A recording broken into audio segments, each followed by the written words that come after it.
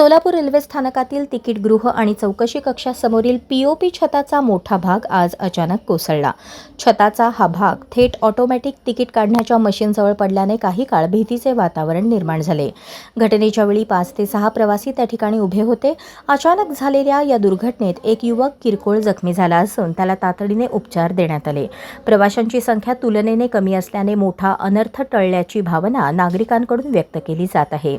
दरम्यान रेल्वे प्रशासनाने अनेक वर्षे छताची योग्य देखभाल आणि दुरुस्ती न केल्यामुळेच हा प्रकार घडल्याचा आरोप प्रवाशांनी केला आहे. स्थानकातील काही भागातील छताची अवस्था यापूर्वीपासूनच धोकादायक असल्याचेही प्रवाशांचे म्हणणे आहे. घटनेनंतर रेल्वे प्रशासनाने तातडीने संबंधित परिसर बंद करून डागडुजी आणि दुरुस्तीची कामे हाती घेतली आहेत. मात्र भविष्यात अशा घटना टाळण्यासाठी स्थानकातील सर्व जीर्ण भागांची तपासणी करून आवश्यक उपाययोजना करण्याची मागणी प्रवाशांकडून केली जात आहे.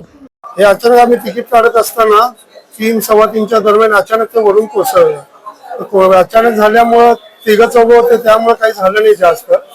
जर हे संध्याकाळच्या वेळेस कधी झालं असतं तर मोठी हानी झाली असती आणि पब्लिक इथं झोपलेली असती पंख्यामुळे. 4-5 जण होते, जास्त नव्हते. हा, पीओपीच आहे पूर्ण.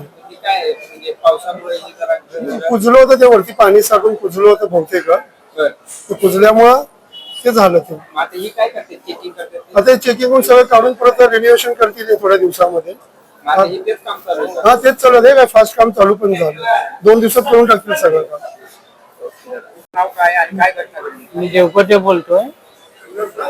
3 वाजता अचानक ते वरचं जे हे आहे ना, ते काय म्हणतात त्याला, मोठे का म्हणतात ना, पीओपी अचानक पडला.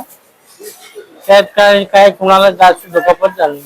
कल्याण सुपरकास्ट आणि मला एक सांगा, किती जण खाली होते? काय 3 लोक होते, पण ते सरकले बाजूला लगेच. नाही, आताच नवीन केलं होतं. एक वर्ष झालं असेल. आणि आता हे काय करतात? काय रेल्वे हे म्हणजे हे काढायला घेतलं बाकी बाकीचे जे वीक झाले ते काढून टाकणार, परत बसवणार.